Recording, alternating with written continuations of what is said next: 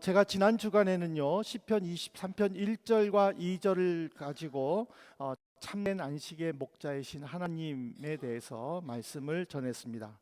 다윗은 하나님을 묵상하면서 여호와는 나의 목자시니 내게 부족함이 없으리로다라고 찬양을 했습니다.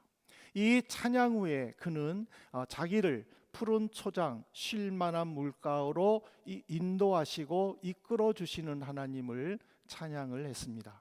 근데 그 찬양으로 끝나는 것이 아니라 3절과 4절을 보면은요 한 걸음 더 나가는 모습을 보여줍니다. 이 다윗의 이 모습을 보면서 인생에는 언제나 푸른 초장만 있는 것은 아니구나라는 것을 우리는 알게 됩니다. 살다 보면은요 햇살이 비치는 날도 있지만은 갑자기 먹구름이 몰려오는 날도 있습니다. 기쁜 날도 있지만은 또 아무 이유 없이 마음이 무너지고 또 슬플 때도 있습니다.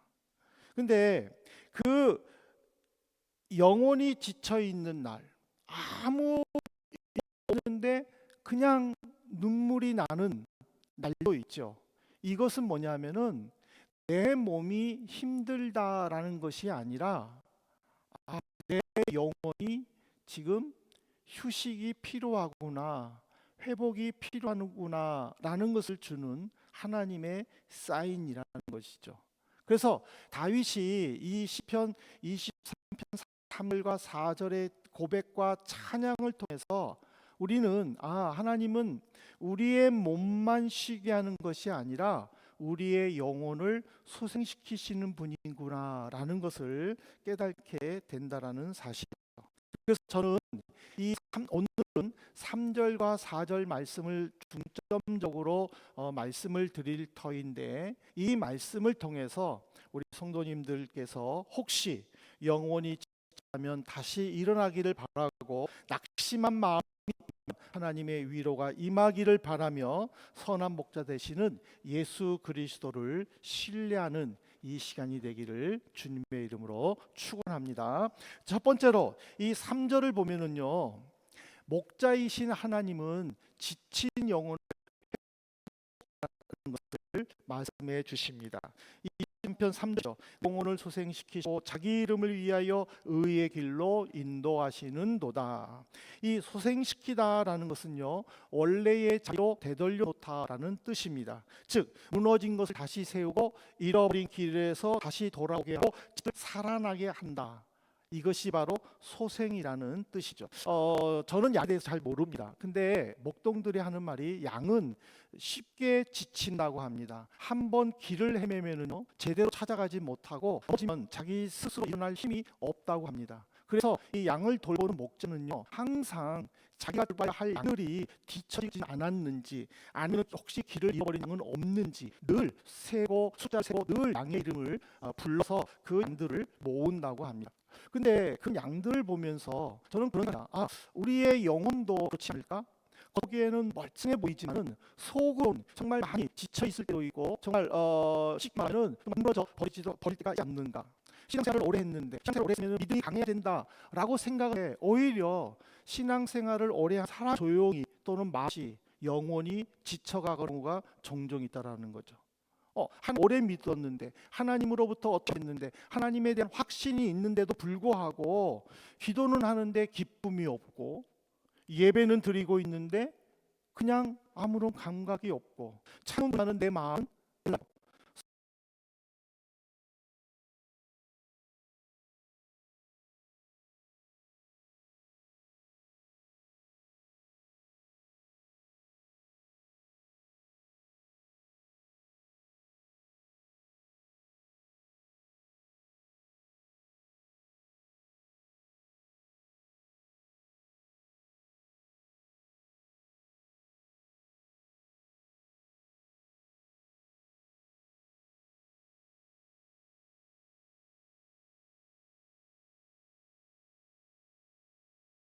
성경을 읽지만은 말씀이 마음에 들어오지 않는 그런 시기가 있다.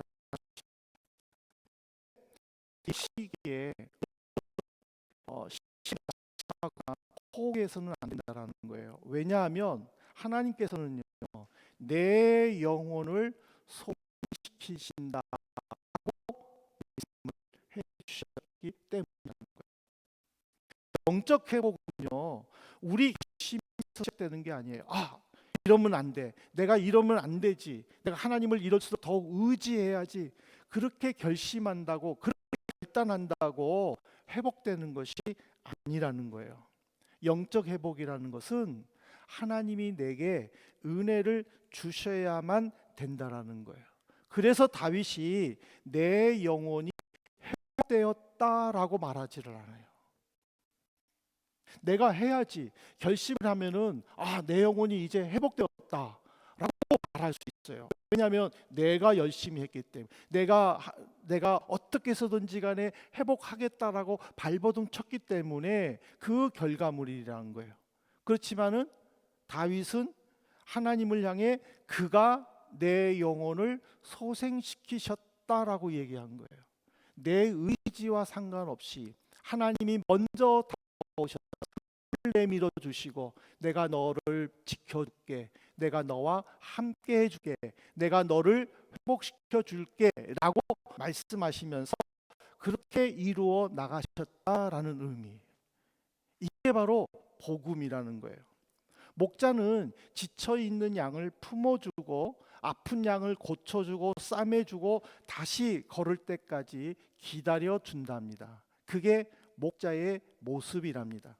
하나님이 우리를 부르시는 이유는 뭐예요? 우리를 책망하려고 부르신 것이 절대 아니라는 거예요. 오히려 우리를 위로해 주시고 격려해 주시고 다시 일어나기를 원하는 마음으로 우리를 불러 주신다라는 것이죠. 그래서 오늘 회복시켜 주시는 이 하나님의 말씀을 들으면서 우리의 영혼이 다시 한번 회복되고, 그래서 기도가 회복되고 찬송 가운데에 영혼이 회복되는 그런 은혜가 임하기를 축원합니다. 두 번째로는 목자는요, 의의 길, 즉 올바른 길로 인도합니다.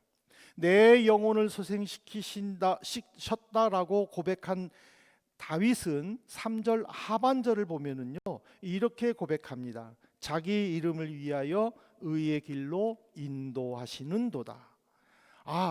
하나님은 우리가 착하게 살기를 원하시는구나 라고 우리는 생각할 수 있어요.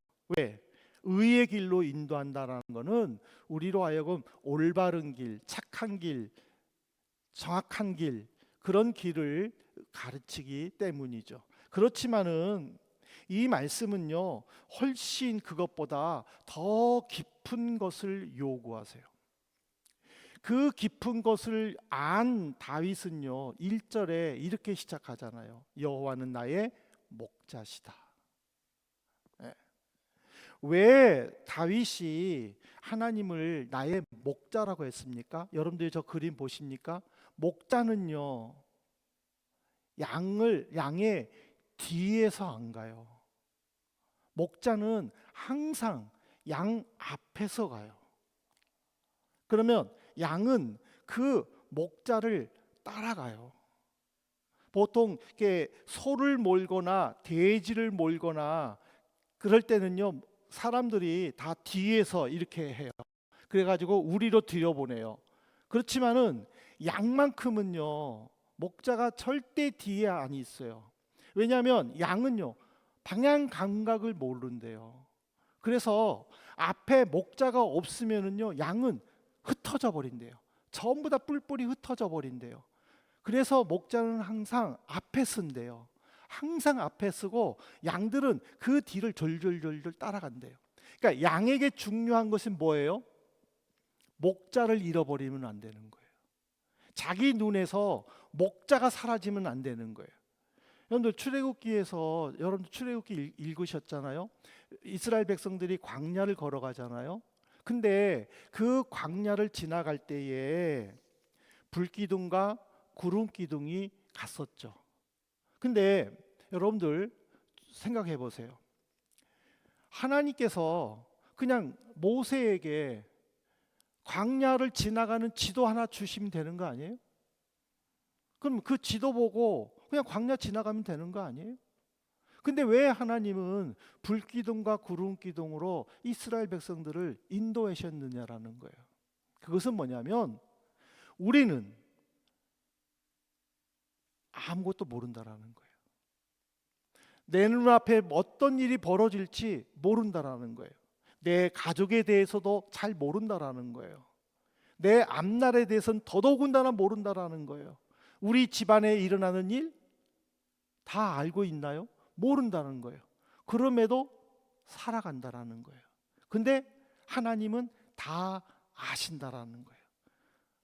근데 더 웃긴 거는요, 다 아신 하나님은 사랑하는 당신이 택하신 자녀들에게 야, 너 앞으로 이런 일이 있을 거야, 조심해 라고 말씀하시지 않는다라는 거예요. 그냥 하루하루 매일매일 우리를 이끌어 주신다라는 거예요. 왜? 다윗은 그것을 자기 이름을 위하여, 즉 하나님의 이름을 위하여라고. 즉 우리가 하나님의 도움을 받고 하나님의 이끌리심을 받는 거는 내가 선해서가 아니라, 내가 열정이 있어서가 아니라, 내가 열심으로 하나님을 붙잡아서가 아니라 하나님의 신실하심 때문이다라는 거예요. 만일 우리의 힘으로 무엇인가가 결정이 된다면요, 지난 시간에도 이야기했지만 우리는 날마다 롤러코스터 탈 것 같아요. 왜냐하면 어느 날에는요 기도가 잘 돼요. 근데 어느 날에는요 기도가 안 돼요. 열심히 기도했는데 10분밖에 안 했어요. 찬양을 어떤 날에는 막 1시간을 불러도 지치지가 않아요. 근데 어떤 날은요 찬송가 1절만 불러도 힘이 들 때도 있어요. 우리가 예배 드리면서 찬송가 부르지만은요 찬송가가 이렇게 길어 할 때도 있잖아요. 왜? 내 마음의 상태가 그렇게 깊은 상태가 아니라면 찬송 부르기도 힘들다는 거죠. 그러니까 우리의 감정은요 늘 왔다 갔다 하는 거예요. 그런 왔다 갔다 하는 우리에게 모든 것을 맡겨줬다면은 우리는 감당할 수가 없다라는 거죠.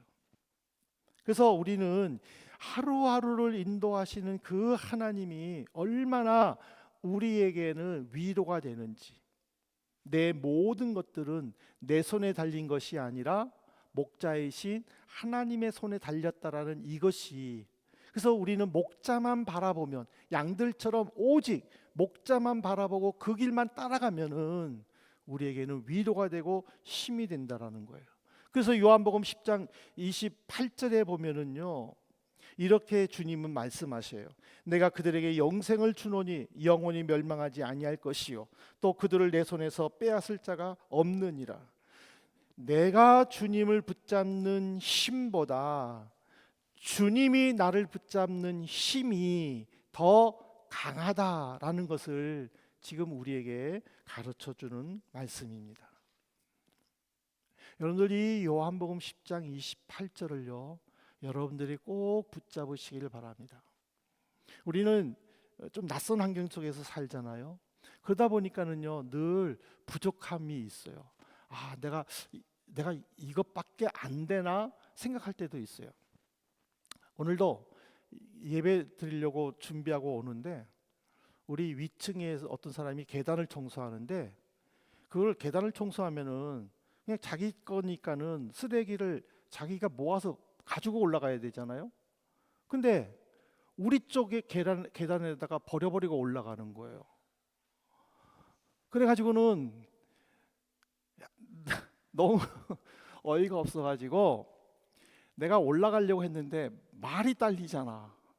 그래가지고 우리 아들한테 부탁했어요. 근데 속으로 야, 내가 이것까지 부탁해야 되나? 그 생각이 드는 거예요.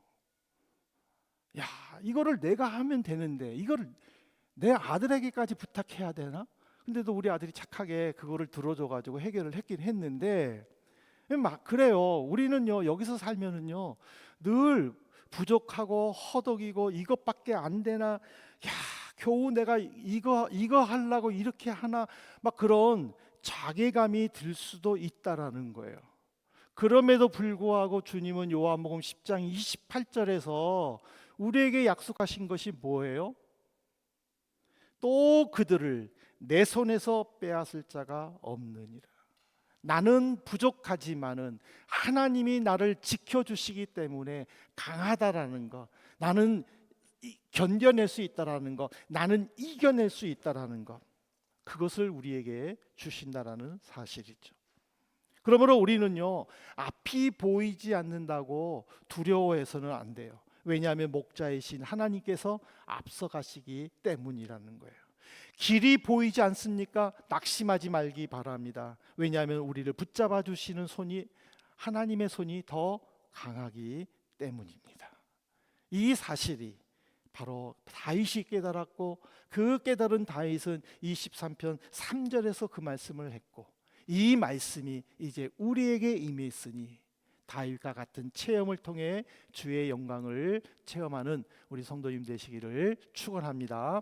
마지막 세 번째로 오늘 4절을 보면은요, 목자는 골짜기에서도 함께 한다고 분명하게 약속해 줍니다. 근데 저는 개인적으로 이 시편 23편 4절이 시편 23편 전체의 저는 중심이다라고 저는 생각을 합니다. 4절의 말씀 보시죠. 내가 사망의 음침한 골짜기로 다닐지라도 해를 두려워하지 않을 것은 주께서 나와 함께 하심이라. 주의 지팡이와 막대기가 나를 안위하시나이다. 아멘. 다윗은요, 여러분들 자세히 보세요. 음침한 골짜기에 들어가지 않는다라고 말하지 않았어요. 그렇죠? 하나님을 믿으면 골짜기를 만나지 않는다라고 말하지 않았어요. 그는 그냥 뭐라고 그랬어요? 나는 골짜기를 걷는다라고 이야기를 했어요. 이 골짜기가 뭡니까? 골짜기라는 것은요, 내 앞에 당한 어려움이라는 거예요. 내 힘으로는 해결할 수 없는 문제들이라는 거예요. 내가 해결할 수 있지만은 하나님께서 도와주셔야만 하는 그 갈급함, 긴박함, 그것이 골짜기라는 사실이에요. 우리의 믿음은요, 골짜기에서 내가 어떻게 반응하느냐가 결정이 돼요. 즉 성경은 한 번도 성도의 삶에 고난이 없다고 말하지 않았어요. 여러분들 요한복음 16장 33절 보십시오. 이것을 너희에게 이르는 것은 너희로 내 안에서 평안을 누리게 하려 함이라. 세상에서는 너희가 환난을 당하나 담대하라. 내가 세상을 이기었노라.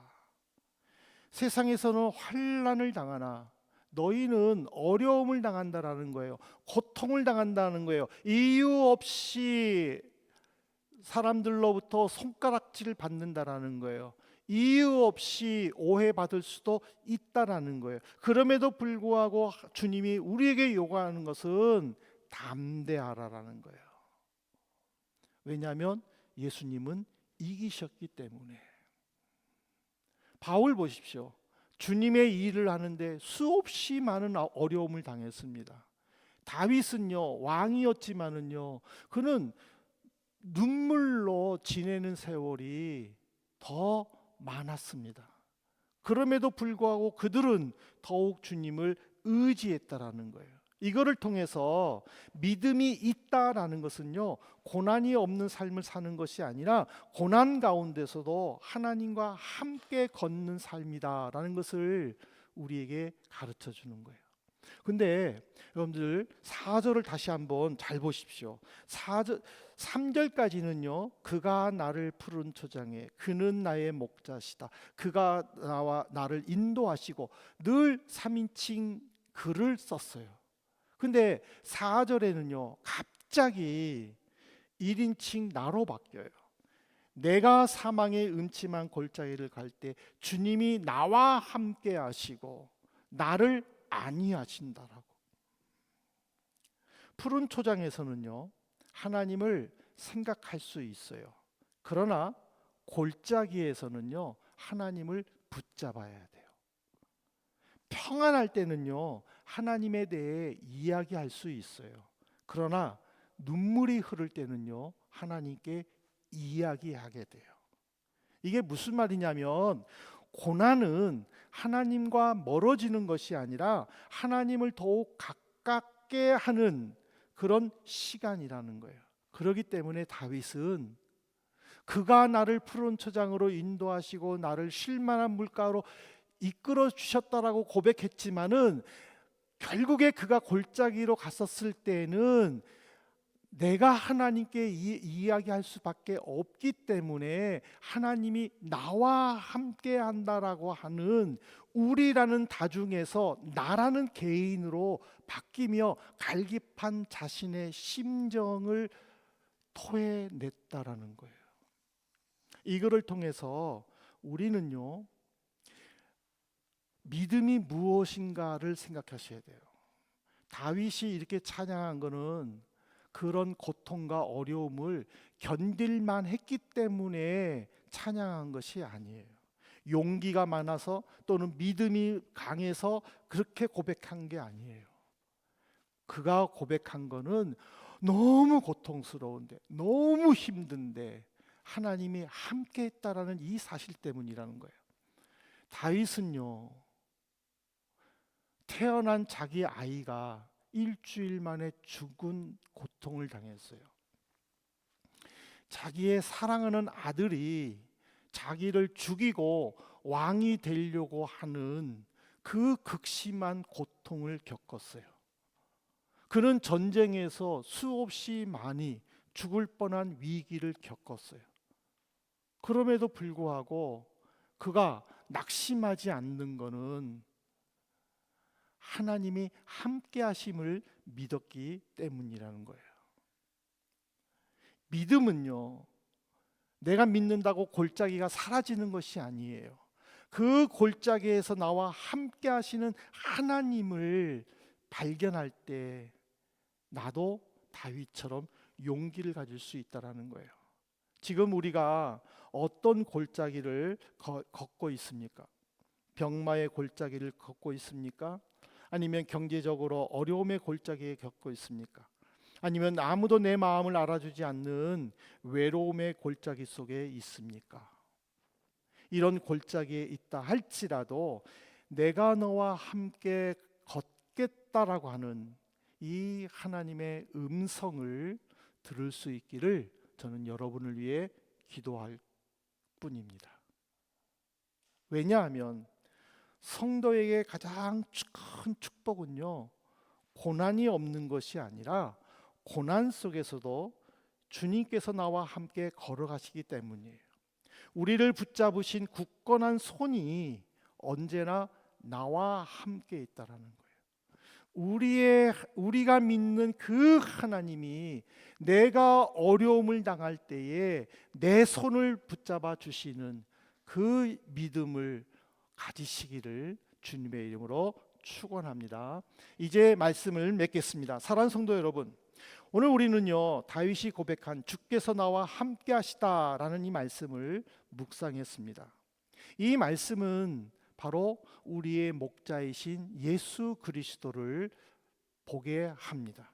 요한복음 10장 11절에 주님은 이렇게 말씀하십니다. 나는 선한 목자라. 선한 목자는 양들을 위하여 목숨을 버리거니와 여호와는 나의 목자시다라고 다윗이 고백했을 때에 그 조상 다윗이 고백한 그 말씀을 예수 그리스도는 나는 선한 목자다라고 말씀을 하셨습니다. 주님은 우리와 함께 골짜기를 걷습니다. 하지만 그 주님이 가시는 골짜기는 우리와 함께 가실 뿐만 아니라 주님께서 직접 홀로 혼자서 걸어가신 골짜기이기도 했습니다. 골고다의 십자가 언덕길은 주님이 혼자 걸어가셨습니다. 겟세마네 동산에서 갈보리 언덕에서 그 누구도 대신 걸어갈 수 없는 그 길을 주님은 걸어가셨습니다. 그리고 그 걸어가신 주님은 십자가야말로 가장 음침한 골짜기지만 홀로 담당하셨어요. 그리고는 말씀을 하셔요. 내가 세상 끝날까지 너와 함께 하리라. 그리고 주님은 그 약속을 제자만 아니라 우리에게도 해주세요.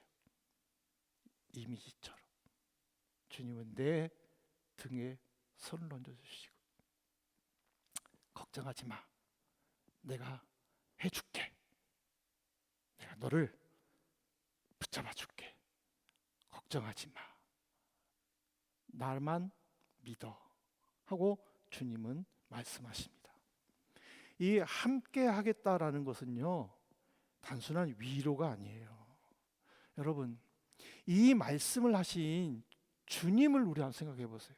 그 주님은 어떤 주님이에요? 십자가를 통과하신 주님이에요. 죽음을 이기신 주님이에요. 죽음을 극복하시고 부활하신 주님이에요. 그 주님이 지금 내게 말씀하시는 거예요. 내가 너와 함께 걸어가겠다고. 우리는 이 말씀 앞에서요, 그동안 내가 신앙생활하는 그 믿음을 흔들려서는 안 돼요. 지금 내가 당장 급하다고 생각하는 이 문제가 해결 안 됐다고 해가지고 낙심해서는 절대로 안 된다라는 거예요. 왜냐하면 주님은 반드시 이루어 주시기 때문이라는 거예요. 제가 언젠가 어떤 분하고 한번 이런 이야기, 이렇게 이런저런 이야기를 했는데 그분이 그런 이야기를 해요. 목사님, 저는요, 최악의 경우에 주님이 채워주시는 것을 경험했어요. 그러더라고요. 나도 그분이 최악까지 갔는지 참 잘 몰랐어요. 그냥 물어보면 잘 된다고 좋다고 이야기를 해서 아, 잘 되는가 보구나 라고 생각하고 기도만 했지 최악까지는 몰랐어요. 근데 그분이 저에게 이 얘기해요. 저는 주님을 믿어요. 내가 최악일 때 주님은 역사하셨어요. 우리는 최악이에요. 우리는 최악. 그러나 주님은요, 그것이 주님께서 일하시기 가장 좋은 시간이라는 거예요. 우리는 이 사실을 믿고 받아들이셔야 돼요. 내가 지금 최악의 길을 걷고 있구나 라고 생각하신다면은 아, 이제 주님이 말씀하시는구나 라고 생각하셔야 돼요. 아, 이제 주님이 해결해 주시겠구나 라고 믿으셔야 된다는 거예요. 왜 그런 줄 아세요? 마태복음 11장 28절에서 주님은 이 약속을 우리에게 해주셨기 때문에 그래요. 같이 한번 읽어볼까요? 우리 한번 비대면으로 오신 분들도 같이 한번 읽어보십시다. 같이 읽겠습니다. 수고하고 무거운 짐진 자들아 다 내게로 오라. 내가 너희를 쉬게 하리라.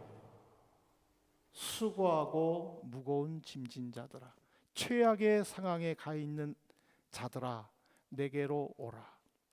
사람들은요, 이 무더위에 지쳐서 몸을 쉬기 위해 휴가를 떠나지만은 그러나 여전히 일상으로 돌아왔었을 때는 또 다른 스트레스로 인하여 휴가의 좋은 추억이 사라지지 않습니까? 하지만은 영혼의 쉼, 안식을 얻을 때에는 그 영혼의 안식으로 인한 육체의 회복까지 이루어진다는 것을 이 말씀에서 이야기해 주는 거예요. 그래서 세상은요, 야, 이제 조금만 더 노력해, 조금만 돈을 더 벌면 너 잘 살아, 너 평안할 수 있어 라고 말을 하지만 주님은요, 먼저 내게로 오라 라고 얘기를 해요. 주님은 먼저 나와 관계를 회복하자라고 말씀을 하셔요. 그래서 저는 마지막으로 이 한 주간에 우리 성도님들이 대면으로 예배를 드리든 비대면으로 예배를 드리시든 먼저 영혼을 회복시킬 수 있기를 바랍니다. 그래서 의의 길로 인도하시며 고통의 골짜기에서도 함께 걸어가시는 그 주님과 더불어 우리의 영혼이 소성케 되어 회복되어서 의의 주님을 찬양하는 복된 한 주간이 되시기를 주님의 이름으로 축원합니다.